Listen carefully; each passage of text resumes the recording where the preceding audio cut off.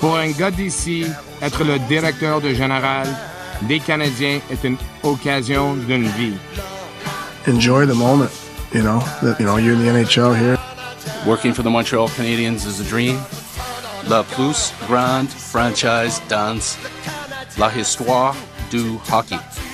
If it was my last day on this planet, and you told me what would you like to do, I would want to be in that building on a Saturday night.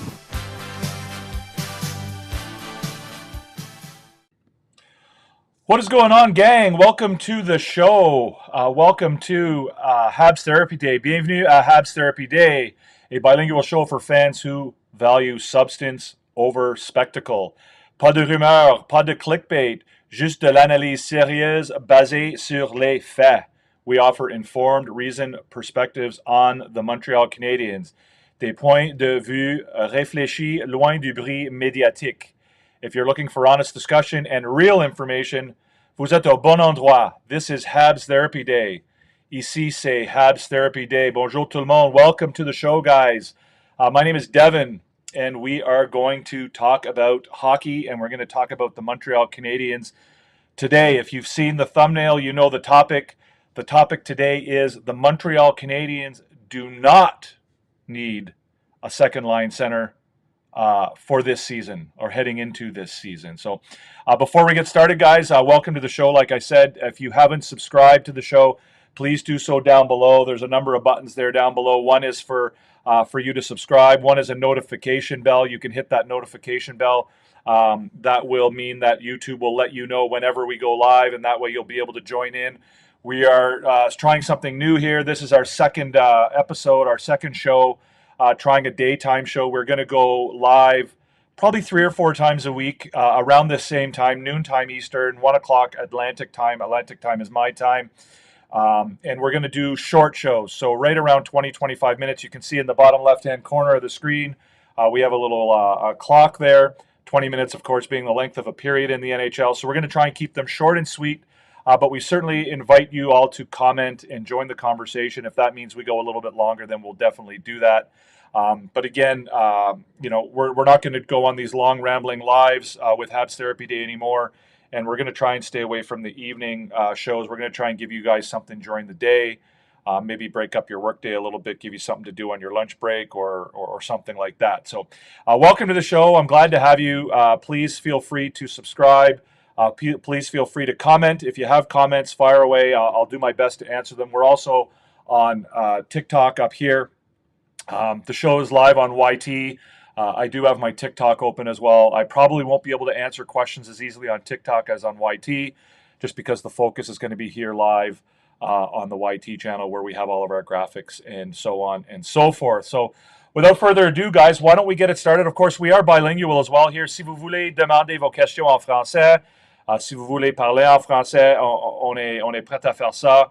J'aime beaucoup parler français, alors j'aime aussi donner du contenu pour les partisans français.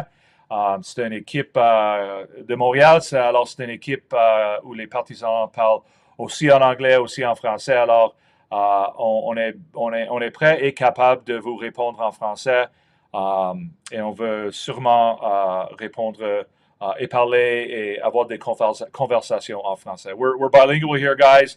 French or English. The team is based in Montreal, so Canadiens fans are typically English and or French, and most probably speak both languages.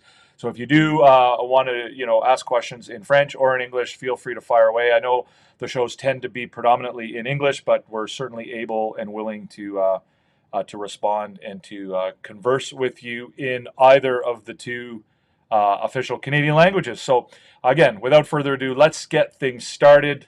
Let's get the clock going here.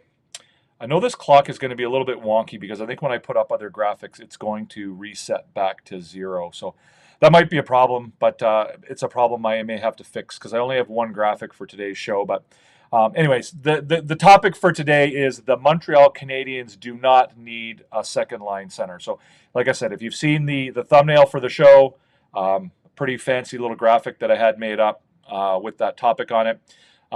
So I guess when I say that the Montreal Canadiens do not need a second line center, I guess the key word in all of that is the word need, right? So there's definitely a narrative out there right now. There's definitely you don't have to look very far to find a media report that will tell you that the Canadiens have a gaping, glaring hole in their lineup, and that hole is at the second line center position, right? And there seems to be some, concept or idea or belief that the Montreal Canadiens can't possibly head into next season without making a trade, without signing a free agent to fill that hole. And I don't think that's true. In fact, I'm certain that it's not true. I don't believe it's true, and I don't think that the Canadiens organization believes that it's true. And that's sort of what I want to talk today about. If you have questions about it, feel free to join in. If you have comments, if you have your own opinion, fire away. So why do the Canadiens not need a second line center? So again, the key word is need. I think if the Montreal Canadiens were able to make a move to bring in a second line center that fit within their plan, that made sense to the organization, I think they would do it. But I don't think they're operating from a position of need or desperation where they feel like it would be the end of the world if they did not have somebody new at the second line center. Because realistically, they do have second line center options. Is it the strongest part of the roster? Is it the strongest part of the team? Absolutely not. I'll grant you that it's not. But that doesn't mean that they need one or that there's a glaring, gaping hole there. They made the playoffs last year with arguably a worse second line center situation than they'll have going into this season, right? They were a playoff team ahead of everybody's expectations, with Kirby Dach playing second line center for the majority of the year, Alex Newhook playing there for parts of the season, and others sort of subbing in here and there from time to time. They were able to improve on the previous season and to make the playoffs with their current, if we can call it that, second line center situation. So the reality is that this is not a hole in the lineup. Yes, it's a weakness. But all teams have weaknesses, right? Every team has a weakness. Even teams that, go to the Stanley Cup final are not perfect in every aspect of their roster. And so if they head into the season with their current, situation, then they'll do so, perhaps with a bit of a weakness at the second line center, but not with a hole. So that's the first, point that I think we need to focus on, is that it's not a need. But it's obviously a want, it's a desire, and if the right deal comes along, they'll take it. So I think it's important to understand, and this is what a lot of fans often forget when they're talking about things like this, is what the Montreal Canadiens' long-term goal is, right? Their long-term goal is not to win the Stanley Cup next year, right? Their goal is not to perfect their roster before the first game of next season, right? They don't have to have their ultimate perfected roster heading into this season, right? This is another year as part of the rebuild. It's another step in the right direction. It's another season in the rebuild towards their ultimate goal, which, by the way, if you're paying attention to Kent Hughes and Jeff Gorton, this team's ultimate goal is to become a perennial Stanley Cup contender. Right, this is the rebuild is not designed to build towards an end date. The rebuild is not designed to go to, okay, well, in 2028, 2029 season, the Montreal Canadiens are going to win the Stanley Cup. That's the goal. So we have to do everything we can to build to that goal. The goal is to become a perennial Stanley Cup contender, which means that they want to be contenders for a number of years. They want to become contenders perpetually into the future, right? And so the principles and the values that they're bringing into the management of the organization are not principles and values that get thrown out the window because you start to get close to, the playoffs, or because you become a playoff team and now you want to make the next move to, becoming whatever, you feel that the next step is, right? You don't, just because you made the playoffs last year doesn't mean that now the principles of, internal development and focusing on your young players and building from within and all of that. It's not like those principles now are abandoned because, now we think we're close to the Stanley Cup, or now we're a playoff team. We don't have to worry about drafting good players, or we don't have to worry about the draft. We can trade away all of our draft picks, and we can trade away our excess prospects. We don't have to worry about our AHL team anymore. We don't have to worry about these younger players. And, if we don't have a draft pick for the next, if we don't have a first round draft pick for the next 3 or 4 years, it's not that big a deal because, we've got a good, core group, at the NHL level. That's not what this team is all about. And if you listen to Kent Hughes and Jeff Gorton, then you'll understand that. And this is what a lot of people are seeming to forget. I can't tell you the number of places, media-wise, and the number of people who have told me, the rebuild is over, right? As of now, the rebuild is over. Well, the rebuild is not over. In fact, the rebuild is never over, right? The rebuild continues. And a rebuild, rebuilds are not defined by, how good or bad a team. A rebuild is defined by the actions that the team takes to, quote unquote, rebuild their roster, right? There was an article I read yesterday in I can't remember what it was in. I can't remember. There was an article, but essentially, this guy was talking about rebuilds and trying to determine whether or not rebuilds are successful or not. And, he was defining rebuilds as basically a team that, finishes low in the standings for a certain number of years consecutively. That's not a rebuild. Just because your team sucks for 4 or 5 years doesn't mean that you're in a rebuild.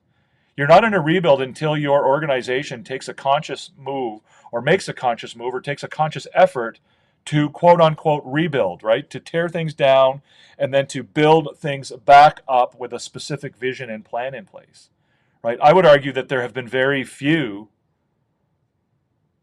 rebuilds undertaken in the NHL over the years. There have been teams who have gone from being bad to being good.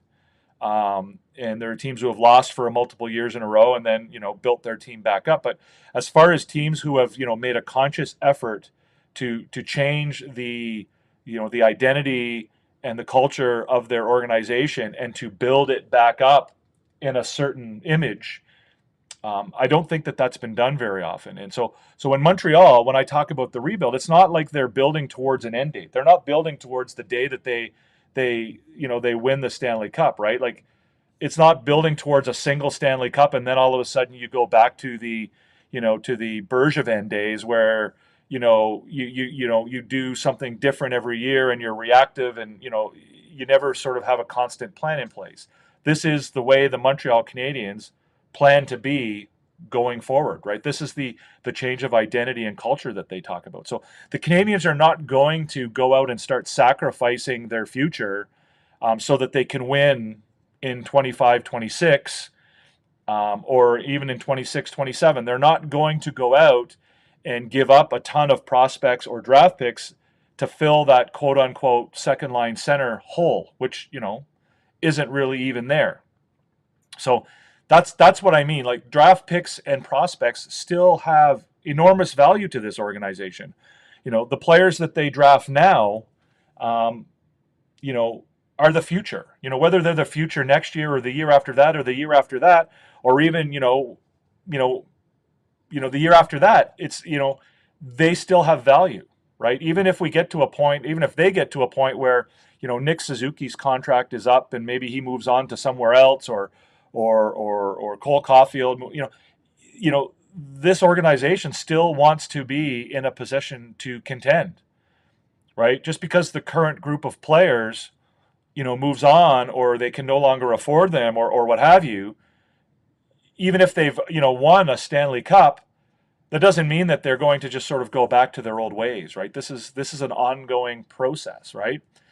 So second line center is not a hole for the Montreal Canadiens. Yes, it's a weakness, but it's not a hole.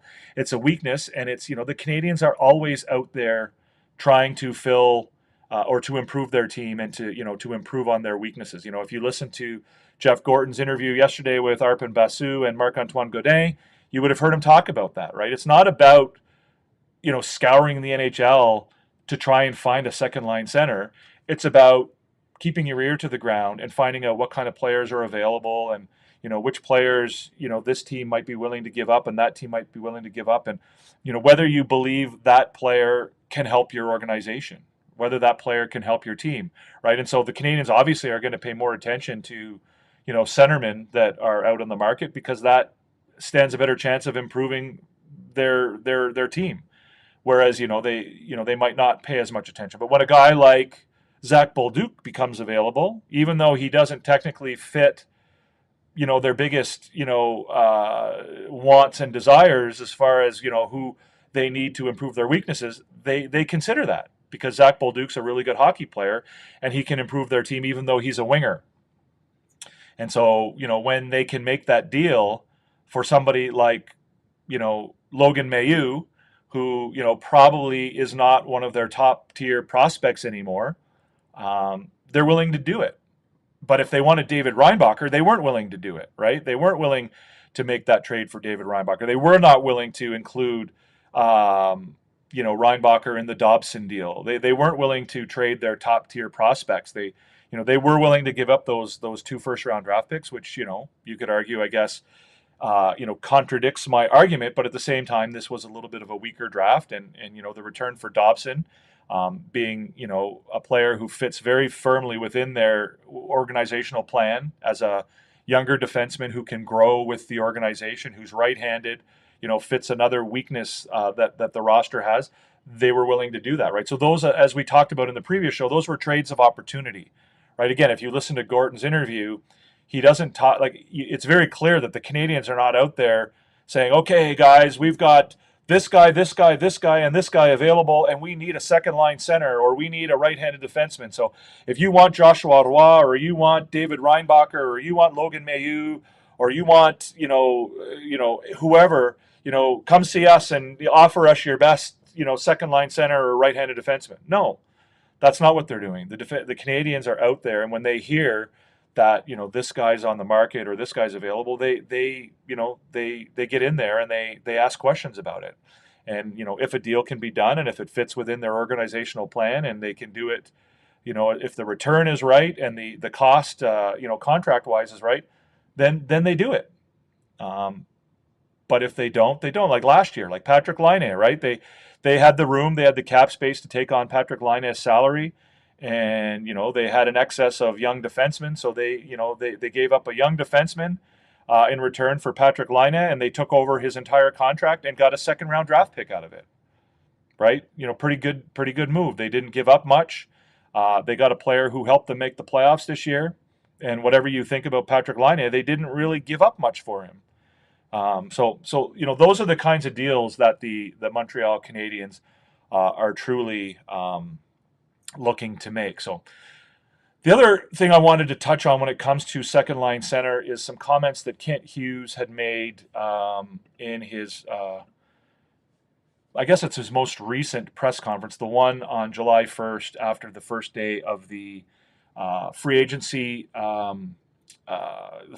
frenzy, if we want to call it that, but the first day of free agency, Kent Hughes made a comment that I thought was pretty relevant, and I think I want to touch on it here. Now, I think this is going to reset my clock, and I think it did. So let's go here. So in any event, it reset the clock, but we'll figure that out. So what Kent Hughes is talking about here is the idea that the center position in the NHL has transformed a little bit in recent years. It's evolved. It's different than it traditionally was. So his comment was, as much as anything in the modern game, I feel like center ice faceoffs really matter, right? Because they switch positions, the first guy back plays defense, those responsibilities are shared. The one thing that's not shared is faceoffs. So we're beating the drum with all of our guys that it's an important thing to work on in the offseason when you have the time. So what is he talking about there? So what he's talking about there is the fact that the center position in the NHL isn't like it was historically. Like it, because you're the centerman doesn't mean that you sort of patrol the middle of the ice and that you don't typically go below this, remember as kids when we were talking, you don't typically go below the center hash marks. It's a very different role than the wingers, and the wingers stay on the boards, and they break out from the center position is very different now, right? So all three forwards have shared roles when it comes to the defensive game and the forechecking game in particular, right? We talk about the first forwards for F1, F2, F3, right? The F1 is the first forward in, so on a forecheck, he's the guy who goes in and he forces the puck. He goes after the puck carrier, tries to create a turnover. F2 and F3, they go in, but they stay back a little bit and they try and support the forechecker. If the forechecker is able to to force a bad pass or a turnover, they can be there to pounce on it and to take advantage of it. And so regardless of whether you're the center or the winger or whatever, you kind of identify roles. Guys who are better at F1 versus F2 versus F3. You identify those roles, and you don't really play quote unquote center, wing, and wing anymore. So I think that's what Kent Hughes is talking about there, and in that sense, what really becomes important, as far as identifying the centerman, quote unquote, on your team, is who can take a face-off, who is good at face-offs, right? And for the Canadiens last year, that was Nick Suzuki and Christian Dvorak and Jake Evans. Those were your three main guys, with Christian Dvorak being the only lefty to do that. To give you an example of the F1, Josh Anderson is a very good F1, right? He's a good skater. He's a good forechecker. He's physical. He's a good guy who can be the first man in on the forecheck and create those turnovers. He's the guy, who makes that big hit, right? We talked about Tom Wilson making big hits on the defensemen in the playoffs. Behind their own goal line. That's sort of the role of that F1, that forechecker. Zach Bolduc is also known to be very good at this role. Again, another, good skater who's physical. So we know that, despite the fact that they're not centermen, both Josh Anderson and Zachary Bolduc are good at this role. And, Cole Caulfield and Alex Newhook and very good F2 type guys, right? Guys who can go in and support that. Mitch Marner is the prototypical F2 guy in the NHL. That's why people give him so much respect as a defensive player, and in some respects he is pretty good that way. But that's what I mean by the F2. So I guess the question, if you take this quote from Kent Hughes, is where does that centerman come from? Where does that face-off man come from? Mark Boisclair, I feel like we'll have a really hard time winning face-offs next season, and I'm not too sure how much of a problem it will be. Yeah, and that's going to be the question, right? And so again, who is going to take those face-offs without Dvorak in the lineup? The options as a second-line center are Kirby Dach, Alex Newhook, Zach Bolduc, and Ivan Demidov, right? And when I say options for a second-line center, I mean options for guys who can take face-offs. We all know that Kirby Dach is not great at face-offs. He wasn't great, hasn't been great in the NHL, and he wasn't that great, honestly, with face-offs even in junior hockey. Alex Newhook hasn't been great with face-offs in the NHL, although he did have decent face-off numbers in the NCAA when he played at Boston College. He's also left-handed, right? So again, with Dvorak being a left-handed centerman, he's an option to replace him. Zach Bolduc has been a winger in the NHL and hasn't taken very many face-offs at the NHL level. However, in junior hockey, he did take some face-offs, right? With the Remparts, he was predominantly a winger, but prior to that, when he played in Rimouski, he did take face-offs, and he had a pretty good percentage. He didn't take very many face-offs with the Quebec Remparts. However, it's worth noting that the face-offs that he did take with the Quebec Remparts, he had a very high percentage of face-offs won in a low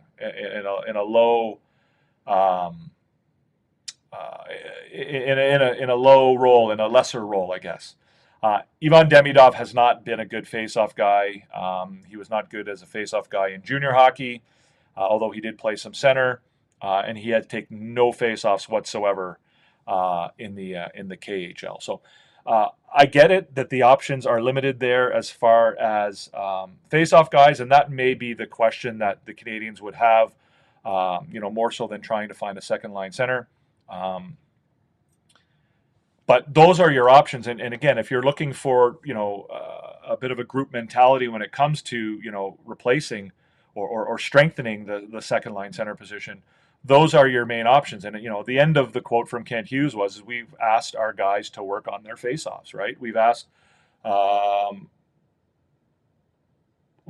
guys to ignore those limits, right? We've asked our guys to work on face-offs and to work on that aspect of their game, right? So that's something that the Canadiens have identified as important. We saw last year that they worked on certain things. They brought in a number of different people to help them with their face-offs, and they're working on that. So that'll remain to be seen. But as far as replacing the second line center or having a guy to play in that role, I think we're going to see a battle in training camp, and the battle is going to be largely, I think, between Dach and Newhook for that second line position, unless they do find a trade that makes sense. Mark says Laine's last year with Columbus, they had tried him at center, it didn't work out, but he was going through lots. Who knows if he'd be better at faceoffs than Dach? Yeah, again, that's something I didn't really look up. I can certainly look it up while we're here live.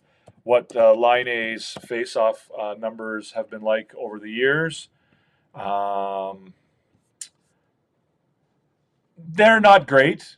He hasn't taken very many. Last year, he took 14 face-offs. Sorry, that's a lie. He took 25 face-offs last year, and he won 11 of them. The year before that, he won 30 out of 79. The year before that, he won 28 out of 82. I don't have the percentages here, unfortunately. I have the plus minuses, right? So last year he was -3 in faceoffs, plus minus. He was -19 the year before that, -24. But yeah, he would be another option. Again, as Kent Hughes said, he's been asking the guys to work on this in their off season. And I know we know that they worked on it at times last year, although, practice time is limited during the season. But these are all options, right? These are all options for whether or not, the organization, desperately needs to get a second line center. These are all, options for them. Laine, of course, is right-handed. And to be fair, the Canadiens are pretty good for right-handed centermen. It's left-handed centermen that's the problem. The other thing to keep in mind, guys, when you're looking at face-off percentage, unfortunately, it's hard to come by statistics that break down face-offs by zone. Losing face-offs in the neutral zone isn't nearly as problematic as losing face-offs in your own zone, right? So it would be interesting to see how the Canadiens players' numbers look when you consider where those face-offs take place. So does a guy like Doc, do better when he's in his own zone? I don't know, but these are all things to keep in mind. So anyways, guys, we're coming to the end of our time. Like I said, we're going to try and keep things short and sweet now on the show.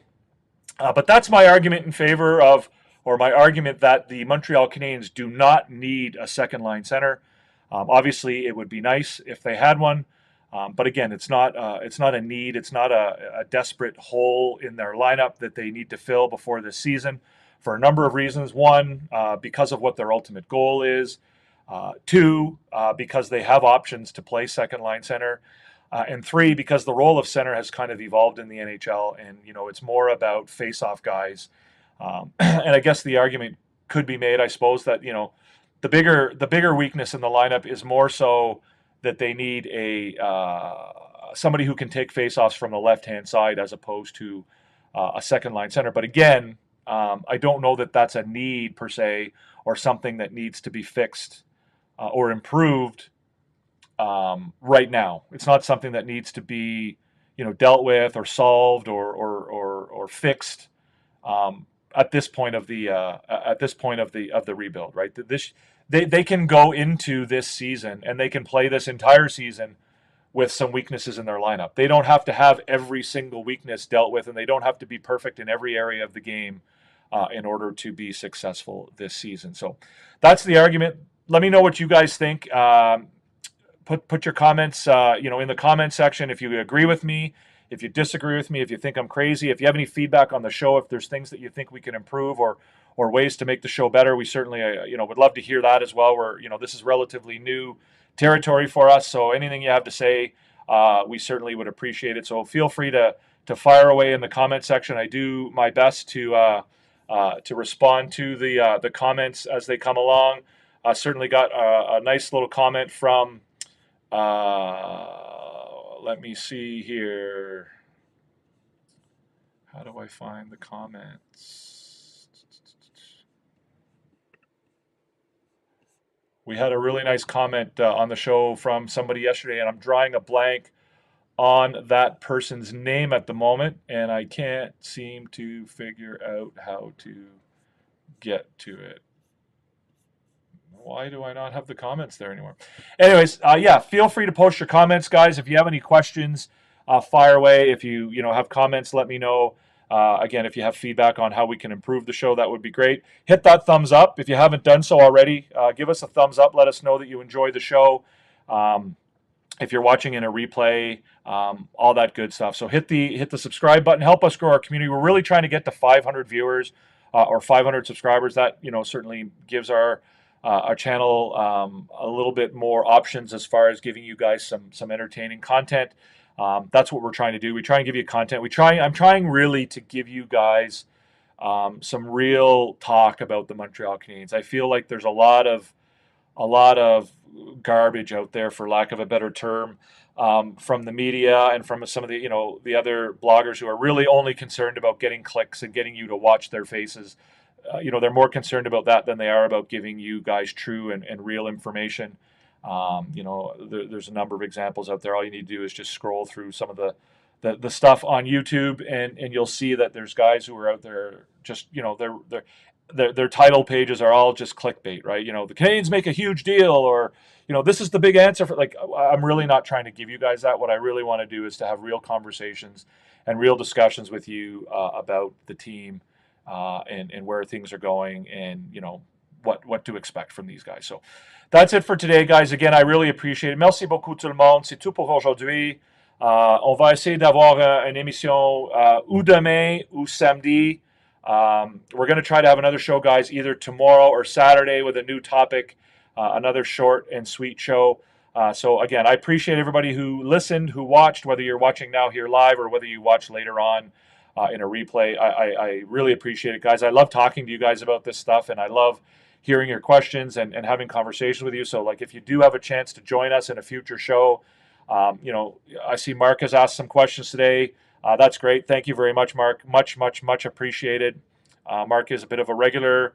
Mark and I have talked before. Yeah, any of you guys, I love the conversation. I love to hear what you guys have to think. I'm not going to agree with you all the time.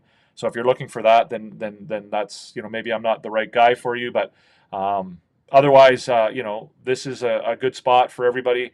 And, the bigger we can get our community and the better conversations, the more conversations we can have, the better. So that's it for today, guys. Give us a subscribe down below. Hit the notification bell. Let's hear your comments, and we'll see you in the next one. Peace out.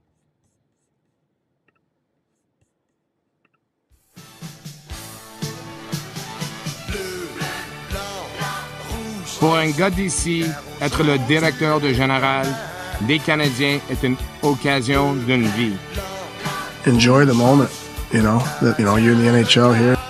Working for the Montreal Canadiens is a dream. La plus grande franchise dans la histoire du hockey. If it was my last day on this planet, and you told me what would you like to do, we want to be in that building on a Saturday night.